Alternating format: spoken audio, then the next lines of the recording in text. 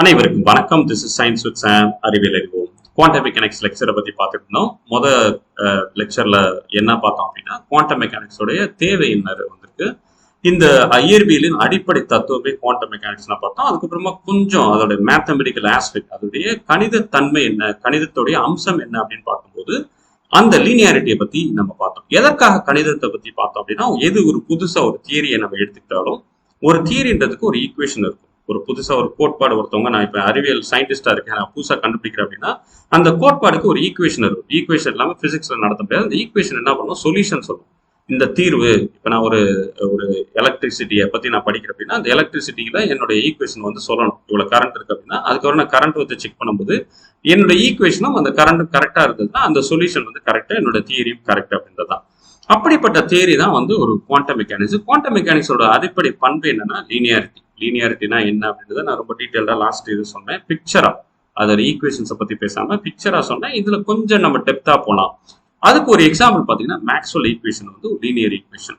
எதுக்கு அது linear equation அப்படின்னா அதுல வந்து சொல்யூஷன்ஸ் வந்து கிடைக்கும். மேக்ஸ்வெல் ஈக்குவேஷன்ஸ் எதை பத்தி பேசுறப்ப எலக்ட்ரோ மேக்னடிசம், ஒரு லைட்டை பத்தி பேசுறது. இப்ப நான் ஒரு லைட் வச்சிருக்கேன், ஒரு லேசர் லைட் எடுத்து நான் என்ன பண்றேன், அந்த சைடு அடிக்கிறேன், ஒரு கிழக்கு நோக்கி அடிக்கிறேன் அப்படின்னா அந்த ஈக்குவேஷன் நான் யூஸ் பண்றேன். மேக்ஸ்வெல் ஈக்குவேஷன்ஸ் என்ன பண்ணும், இந்த லைட்டோட பண்புகள் சொல்லும்.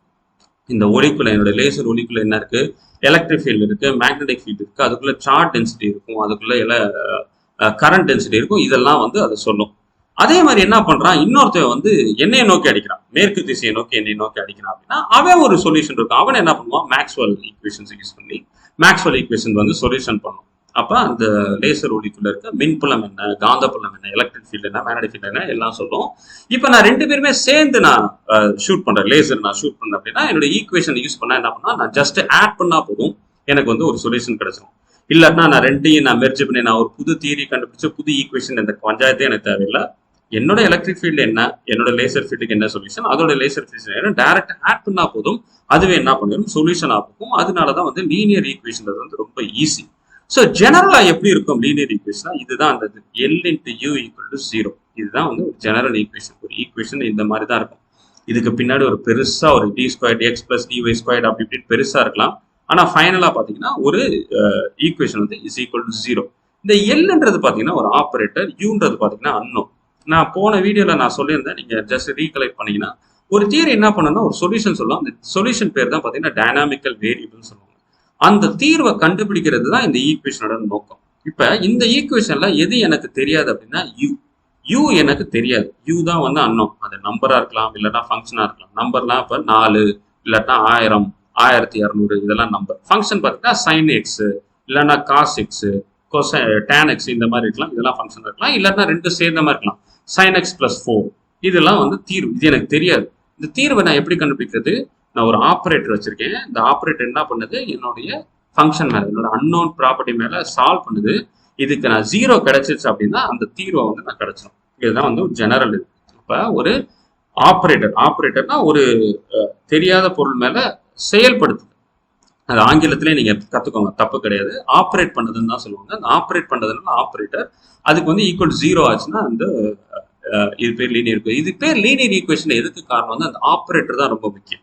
இது அன்னோன் வந்து என்ன வேணா இருந்துட்டு போட்டோம், அது நம்பரா இருக்கலாம், ஃபங்க்ஷனா இருக்கலாம், எது வேணா இருந்துட்டு போட்டோம். இந்த லீனியர் ஆப்ரேட்டர் வந்து என்ன இருக்கணும், இந்த சில கண்டிஷனை சாட்டிஸ்ஃபை பண்ணணும். ஒரு எடுத்துக்காட்டு பாத்தீங்கன்னா, எனக்கு வந்து ஒரு நான் ஏற்கனவே சொன்ன மாதிரி ஒரு ஃபங்க்ஷன், ஒரு ஈக்குவேஷன் வச்சிருக்கேன். அந்த ஈக்குவேஷன்ல நிறைய அன்னோன் இருக்கு. இது எல்லா அன்னோன் மேலையும் என்னோட லீனியர் ஆப்ரேட்டர் ஆக்ட் பண்ணாலும் 0 வரும். L of u1 equal to 0. u1 ஒரு சொல்யூஷனா இருக்கலாம், u2 ஒரு சொல்யூஷனா இருக்கலாம். பட் என்னோட ஆப்ரேட்டர் இது ஃபுல்லா ஆக்ட் பண்ணிக்கும் போது, ஆப்ரேட் பண்ணும்போது ஃபுல்லா 0 கிடைக்கணும். இதுதான் வந்து லீனியர் ஆப்ரேட்டருடைய ஒரு கண்டிஷன், முதல் கண்டிஷன். இன்னொரு கண்டிஷன்றது வந்து நம்ம ஏற்கனவே பண்ண மாதிரி தான், ஒரு நம்பர். இப்போ என்னோட அன்னோன் மேல இன்னொரு நம்பர் இருக்கு, a இன்டு யூ. இது மேலேயும் என்னுடைய ஆப்ரேட்டரை நான் ஆக்ட் பண்றேன். இப்போ நான் நம்பரை தனியா எடுத்து வச்சதுக்கு அப்புறமா a இன்டு எல்யூ. ஸோ என்னோட நான் அன்னோனை தான் தேடி போயிட்டு இருக்கேன். அதுக்கு நான் ஒரு ஆப்ரேட்டர் வச்சு ஆக்ட் பண்றேன், எல் ஆஃப் யூ. இப்ப இந்த அன்னோன் மேல ஏற்கனவே ஒரு நம்பர் ஒட்டிக்கிடுச்சு. எனக்கு நம்பர் ஒரு மேட்டரே கிடையாது. ஆனாலும் என்னோட ஆப்ரேட்டர் என்ன பண்ணுன்னா அதே மாதிரி எப்பொழுதும் போலதான் ஆக்ட் பண்ணும். அதுதான் லீனியர் ஆப்ரேட்டர். அதே மாதிரி L of u1 plus u2, இதுதான் ரொம்ப முக்கியமானது. நம்ம பின்னாடி இதை பயன்படுத்த போறோம். இந்த ரெண்டாவது பாயிண்ட் மட்டும் நீங்க நோட் பண்ணி வச்சுக்கோங்க. இப்ப நான் ஏற்கனவே சொன்ன மாதிரி தான், ஒரு லேசர் ஒளி வருது, இன்னொரு லேசர் ஒளி வருது. இது ரெண்டையும் நான் ஆட் பண்றதும் தனித்தனியா பண்றதும் ஒண்ணுதான். அப்ப 1ன்னு தனியா இருக்கு, 2ன்னு தனியா இருக்கு, ரெண்டாவது தனியா இருக்கு. இப்போ ரெண்டு ஒரே டயத்தில் வருது. அப்போ நான் என்ன பண்ணணும், ஜஸ்ட் ஆட் பண்ணால் போதும். இதுதான் ரொம்ப முக்கியமான கண்டிஷன். மூணாவது கண்டிஷன் வந்து ஆல்மோஸ்ட் இந்த ஃபர்ஸ்ட் கண்டிஷனை பயன்படுத்தினீங்கன்னா இந்த கான்ஸ்டன்ட் ரெண்டும் ஒன்று தான். ஸோ இது வந்து இந்த கண்டிஷன் சாட்டிஸ்ஃபை பண்ண லீனியர் ஆப்ரேட்டர். ஸோ இது ஜெனரல் ஈக்குவேஷன் மட்டும் இல்லாமல் ஸ்பெசிஃபிக் ஈக்குவேஷன். ஃபார் எக்ஸாம்பிள் இந்த மாதிரி ஒரு ஈக்குவேஷன் இருக்கும் வச்சுக்கலாம். இது ஒரு differential equation dE by dt plus 1 over tau into u. இது ஒரு லீனியர் ஈக்குவேஷன். அப்படின்னா என்னது, இதுல யூன்றது அன்னோன், யூன்றது நம்ம தனியா எடுத்துருவோம். இதுல எதுக்கு தேவை, நம்மளுக்கு தேவை ஆப்ரேட்டர் மட்டும் தான். ஆப்ரேட்டருக்கு என்னது, இப்போ இதுதான் நம்மளோட condition, L into you equal to 0. இப்போ எல்ன்றதுக்கு பதிலாக இங்க என்ன இருக்கு, யூவை மட்டும் தனியா எடுத்துருங்க, dE by dt 1 over tau. இது லீனியர் ஆப்ரேட்டரா அப்படின்றது கண்டிஷன். அது இதை மட்டும் லீனியரா இருந்தது அப்படின்னா இது வந்து இந்த ஈக்குவேஷன் வந்து லீனியர் ஈக்குவேஷன். அப்ப இந்த ஆப்ரேட்டர் எப்படி லீனியரான்னு கண்டுபிடிக்கிறது, இந்த கண்டிஷன் தான் சாட்டிஸ்ஃபை பண்ணணும். உங்களுக்கு வாய்ப்பு இருந்தால் சும்மா டெஸ்ட் பண்ணி பாருங்க. ஒரு சாதாரண ஒரு டிஃபரன்ஷியல் ஈக்குவேஷன் எடுத்துட்டு ஏதாவது ஒரு ஃபங்க்ஷன் நீங்க போட்டு டெஸ்ட் பண்ணீங்கன்னா எக்ஸாக்டா சேம் ஆகும். ஏன் அப்படின்னா டிஃபரன்ஷியல் ஆப்ரேட்டர்ல கான்ஸ்டன்ட்ன்றது வெளியில போயிடும். அதனால இது வந்து சாட்டிஸ்ஃபை ஆச்சுன்னா இது அதனால வந்து இந்த ஃபங்க்ஷன் வந்து லீனியர் ஆப்ரேட்டர். ஸோ எல்லாமே லீனியரானா கிடையாது. ஃபார் எக்ஸாம்பிள் நான் ஏற்கனவே சொல்லுவேன் மேக்ஸ்வெல் ஈக்குவேஷன், லேசர் லைட்டை பத்தி, ஒரு லைட்டை பத்தி படிக்கிறது வந்து லீனியர் ஈக்குவேஷன். குவாண்டம் மெக்கானிக்ஸ் வந்து லீனியர் ஈக்குவேஷன், அதுதான் நம்ம படிக்கிறது. நான் லீனியர் தியரி பாத்தீங்கன்னா நியூட்டன் மெக்கானிக்ஸே வந்து நான் லீனியர். ஐன்ஸ்டைன் ரிலேட்டிவிட்டி நான் லீனியர், அதனாலதான் ரொம்ப காம்ப்ளிகேட்டட், நிறைய புரிஞ்சுக்க கஷ்டமா இருக்கிறது காரணம் என்னன்னா அது வந்து ஒரு நான் லீனியர் தியரி. லீனியர் ஈக்குவேஷன்ஸ் வந்து ரொம்ப சிம்பிள், அதனாலதான் குவாண்டம் மெக்கானிக்ஸ் சிம்பிள். லீனியர் தியரியை பத்தி போறதுக்கு முன்னாடி நான் லீனியர் தியரி ஏன் இதெல்லாம் நான் லீனியர் சொல்றாங்கன்னா, ஃபார் எக்ஸாம்பிள் ஐன்ஸ்டைன் தியரி வந்து கிராவிடேஷனல் ஃபீல்ட பத்தி பேசுது. ஃபார் எக்ஸாம்பிள் இங்க வந்து ரெண்டு கோள்கள் இருக்கு, ஒரு வியாழன் ஜூபிட்டர் இருக்கு, ஒன்னு சாட்டர்ன் இருக்கு. இப்ப ஐன்ஸ்டைன் தியரி எதை பத்தி எக்ஸ்பிளைன் பண்ணுதுன்னா, இப்ப சூரியனால உருவான அந்த கிராவிடேஷனல் ஃபீல்ட், ஈர்ப்பு விசை புலம் என்ன, கிராவிடேஷனல் ஃபீல்ட் என்ன அப்படின்றத வந்து ஐன்ஸ்டைன் தியரி சொல்லும். அப்ப இந்த சூரியன் வச்சு இந்த ஜூபிட்டரோட கிராவிடேஷனல் ஃபீல்டை நான் தெரிஞ்சுக்கிட்டேன். அதே மாதிரி கிராவிடேஷனல் ஃபீல்டை வந்து சாட்டர்ன் மேல நான் தெரிஞ்சுக்கிட்டேன். அப்ப எனக்கு தனித்தனி பிளானட்டா எனக்கு தெரிஞ்சது. இப்ப நான் ரெண்டு பிளானட்டும் ஒன்னா தானே இருக்கு ஒரே இதுல, நம்ம சோலார் சிஸ்டம்ல இது மாதிரி 9 கோள்கள் இருக்கு. அப்ப நான் 9 கோள்களோட கிராவிடேஷனல் ஃபீல்டை நான் என்ன பண்ணுவேன்னா எல்லாத்தையுமே டைரக்டா நான் ஆட் பண்ணா கிடைச்சிருமா அப்படின்னா கிடைக்காது. ஏன் அப்படின்னா இந்த ஈக்குவேஷன் வந்து லீனியர் கிடையாது, இது வந்து நான் லீனியர். அப்ப எனக்கு 9 கோள்களையும் நான் தனித்தனியா நான் படிச்சுட்டு மொத்தமா நான் கூட்டினா வருமானா அது வராது. அதனாலதான் இது வந்து ரொம்ப காம்ப்ளிகேட்டட். இது வேற மாதிரி கனெக்டா இருக்கும் கிராவிடேஷனல் ஃபீல்ட். இது நம்ம நான் லீனியர் பத்தி நம்ம படிக்க போறது இல்லை. ஸோ அதே மாதிரி நான் லீனியருக்கு ஒரு எக்ஸாம்பிள், ஈக்குவேஷன்ஸ் எக்ஸாம்பிள் பாத்தீங்கன்னா இது ஒரு நான் லீனியர் ஈக்குவேஷன். இது பாத்தீங்கன்னா சாதாரண ஒரு நியூட்டன்ஸ் லா. லெஃப்ட் சைட் பாத்தீங்கன்னா F is equal to ma, mass and acceleration சொல்லுவாங்கல்ல, அதே மாதிரி தான் mass and acceleration equal to ஒரு பொட்டன்ஷியல், இது v of x, t. இது வந்து இதுதான் அடிப்படை. எல் ஈக்குவல் டு 0 இதுதானே கண்டிஷனா இருக்கணும். அதனால நம்ம என்ன பண்றோம், ரைட் சைடு இருக்கிறது லெஃப்ட் சைடு நம்ம கொண்டு வந்துடும், மைனஸ் v வந்து இந்த சைடு கொண்டு வந்தா இது. ஸோ இந்த ஈக்குவேஷன் நம்ம சால்வ் பண்ணி பார்த்தோம்னு வச்சுக்கோங்களேன், இது வந்து நான் லீனியர். அப்ப நான் லீனியர்னா என்ன, இந்த ஆப்ரேட்டர் தான் பிரச்சனை. ஆப்ரேட்டர்லாம் என்ன இருக்கணும், லீனியர் கண்டிஷனை சாட்டிஸ்ஃபை பண்ணணும். இந்த ஆப்ரேட்டர் எப்படி இருக்கும்னா, இதுல என்ன ஆப்ரேட்டர் இருக்கு, ஒரு operator md², second order differential ஒன்று இருக்கு. இது வந்து v of x, vன்றது வந்து பொட்டன்ஷியல். ஒரு பார்ட்டிக்கல் எடுத்து ஒரு பொட்டன்ஷியல் ஒரு இதுல வச்சிருக்கீங்க, ஒரு பொட்டன்ஷியலான இடத்துல வச்சிருக்கீங்க. ரொம்ப புரியலன்னா பரவாயில்ல, புரிஞ்சுக்கோங்க. ஒரு பொருள் எடுத்து நான் என்ன பண்றேன், ஒரு பொட்டன்ஷியலை வச்சுக்கிறேன், இண்டிபெண்டன்ட் பொட்டன்ஷியல் ஒரு பொட்டன்ஷியலை வச்சுக்கிறேன்.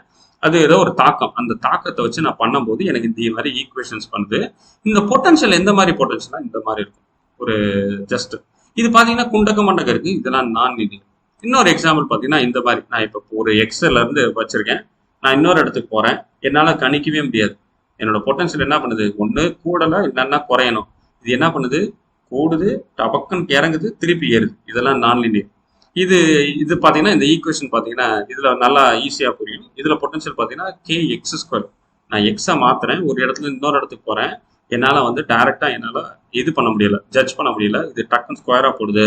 அப்படின்னா இதெல்லாம் என்ன பண்ணுதுன்னா இந்த கண்டிஷனை சாட்டிஸ்ஃபை பண்ணாது. இந்த கீழே இருக்க கண்டிஷன் மட்டும் பாத்துக்கோங்க, முக்கியமான condition b dash of u plus v. இது ரெண்டையும் டைரக்டா நான் ஆட் பண்ண முடியாது. ஏன் ஆட் பண்ண முடியாது, ஒரு நம்பரை போட்டு சப்ஸ்டிடியூட் பண்ணி பார்ப்போம், உங்களுக்கு ஈஸியா புரியும். ஃபார் எக்ஸாம்பிள் இந்த பொட்டன்ஷியல் பாக்ஸ்ல ஒரு எக்ஸாம்பிள் வந்து எக்ஸ் வந்து 2ன்னு எடுத்துக்கோங்க, இந்த மேல பாருங்க right side. If v of 2, இப்போ நான் 2ன்னு போடும்போது அது ஸ்கொயர், ஸ்கொயர்னா என்னது, 2 ஸ்கொயர் பண்ணா 4, 3 ஸ்கொயர் பண்ணா என்னது 9. அப்பனா எனக்கு 5 வேணும் அப்படின்னு சொல்லலாம். v of 5 அப்படின்னா என்னதுன்னா 25. ஆனா என்னோட லீனியர் ஆப்ரேட்டர் என்ன சொல்லுது, எதுக்குப்பா ஸ்கொயர் பண்ணிக்கிட்டே இருக்க, ரெண்டையும் கூட்டினாலே கிடைச்சிருமே அப்படின்னு சொல்லிட்டு என்ன பண்ணுது, v of 2 plus 3 equal to 4 நான் இந்த சைடு எடுத்துட்டேன், 9 இந்த சைடு எடுத்துட்டேன். ஆனா இதை நான் டைரக்டா கூட்டேன்னு வச்சுக்கோங்களேன், 13 தான் கிடைக்குது. ஆனா ரியலான வேல்யூ வந்து 25. அப்ப இந்த கண்டிஷனை வந்து சாட்டிஸ்ஃபை பண்ணல. ஏன், நான் வந்து 2க்கு ஒரு வேல்யூ கண்டுபிடிச்சிட்டேன் என்னோட ஃபங்க்ஷனை வச்சு, 3க்கு ஒரு வேல்யூ கண்டுபிடிச்சிட்டேன் 9ன்னு சொல்லிட்டு. அப்ப 5க்கு என்னன்னா நான் டைரக்டா நான் கூட்டினா வேலைக்கு ஆகாது. அதனால தான் இது வந்து நான் லீனியர். அப்போ நான் லீனியர் வந்து காம்ப்ளெக்ஸ். ஆனால் குவாண்டம் மெக்கானிக்ஸ் வந்து லீனியர் தியரி. அது குவாண்டம் மெக்கானிக்ஸ் நம்ம தெரியுற ஃபேமஸான ஈக்குவேஷன் பார்த்தீங்கன்னா ஸ்ராடிஞ்சர் ஈக்குவேஷன். ஸ்ராடிஞ்சர் ஈக்குவேஷன் தான் நம்ம இந்த இது ஃபேமஸானது. இதெல்லாம் நம்ம ரொம்ப டீட்டெயிலாக பார்ப்போம் நம்ம. இது வந்து நான் ஏற்கனவே ஸ்ராடிஞ்சர் ஈக்குவேஷன் தான் என்ன மீனிங் அப்படின்றத தனியாகவும் நான் ஒரு வீடியோ போட்டிருக்கேன். அதை முடிஞ்சா வாய்ப்பு இருக்கவங்க பாருங்க. ஸோ இதுதான் ஈக்குவேஷன். இப்போ நம்மளுக்கு எல்லாமே தெரியும். ஒரு ஈக்குவேஷன்ல இருந்து அன்னோனை தான் நம்ம கண்டுபிடிக்க போறோம். நம்மளுக்கு தெரியாத பொருள். இதுல எது தெரியாது? இதுல வந்து திரிசூல மாதிரி இருக்கலாம். இதுதான் நம்மளுக்கு தெரியாது. அப்ப நான் என்ன பண்ண போறேன்? இந்த ஈக்குவேஷன் நான் மாத்துறேன். இதுதான் என்னோட கண்டிஷன்ல மாத்துறேன். L of U equal to 0. இதுல அந்த தெரியாதெல்லாம் பிரிச்சு வச்சுருங்க. யூ எல்லாம் நம்ம தனியா வச்சிட்டோம்ல. எல் மட்டும் தான் எடுத்தோம். அதுதான் ஆப்ரேட்டர். அதே மாதிரி இதுல ஆப்ரேட்டர் பாத்தீங்க அப்படின்னா ஹெச்ன்றது ஒரு ஹாமில்டோனியன் ஆப்ரேட்டர். இந்த சைன்றதுனா அன்னோன். அதை தான் நம்ம தேடுறோம். அதுதான் டைனாமிக்கல் வேரியபிள். அதுதான் சொல்யூஷன். அது பேர் தான் வேவ் ஃபங்க்ஷன் சொல்லுவாங்க. இப்போ ஒரு எலக்ட்ரான் இருக்கு. எலக்ட்ரானோட பண்பை பத்தி படிக்கணும்னா நான் ஸ்ராடிஞ்சர் வேவ் ஈக்குவேஷனை போட போறேன். அதுல கிடைக்கிறது பாத்தீங்கன்னா அதுல ரிசல்ட்டை வச்சு நான் எலக்ட்ரானோட எல்லா பண்புகளையும் கிடைச்சிடும். அது எந்த இடத்துல இருக்கு, என்ன பண்ணுது, அதோடைய ஆற்றல் என்ன, எல்லாத்தையுமே தெரிஞ்சுக்கிறது தான் இந்த தான் எனக்கு தெரியணும். இந்த ஈக்குவேஷன் வந்து லீனியர். ஏன் இந்த லீனியர் சொல்றோம் அப்படின்னா இதோட ஆப்ரேட்டர் ஹெச்ன்றது வந்து ஹாமில்டோனியன் ஆப்ரேட்டர். இது எல்லா கண்டிஷனையும் சாட்டிஸ்ஃபை பண்ணணும். நம்ம லீனியர் கண்டிஷன்னா என்னென்னு சொன்னோம்ல, அது லீனியர் ஆப்ரேட்டர்னா ஒரு கான்ஸ்டன்ட் மல்டிப்ளை பண்ண, டைரக்டா அடிஷன் பண்ணலாம். இந்த மாதிரி கண்டிஷன்லாம் சாட்டிஸ்ஃபை பண்றதுனால வந்து இது வந்து லீனியர். இந்த ஆல்பா பீட்டா வந்து ஒன்லி நம்பர் தான் இருக்கணும். ஆனால் நார்மல் நம்பர் கிடையாது, காம்ப்ளெக்ஸ் நம்பராகவும் இருக்கலாம். நார்மல் நம்பராகவும் இருக்கலாம், காம்ப்ளெக்ஸ் நம்பராகவும் இருக்கலாம். காம்ப்ளெக்ஸ் நம்பரை எதுக்கு இன்ட்ரோடியூஸ் பண்ணுவோம்? காம்ப்ளெக்ஸ் நம்பர்னா என்ன அப்படின்னா இதுதான் காம்ப்ளெக்ஸ் நம்பர். இதை பத்தி என்ன டீட்டெயில், எதற்காக குவாண்டம் மெக்கானிக்ஸ்ல இது பயன்படுதுன்றதை நம்ம அடுத்த வீடியோல பார்க்கலாம். நான் திரும்ப சொல்றதுதான், சில கணிதம் வந்து ஒரு சில பேருக்கு கஷ்டமா இருக்கலாம். தயவு செய்து கொஞ்சம் பொறுமையா நிறுத்தி நீங்க திருப்பி பாருங்க.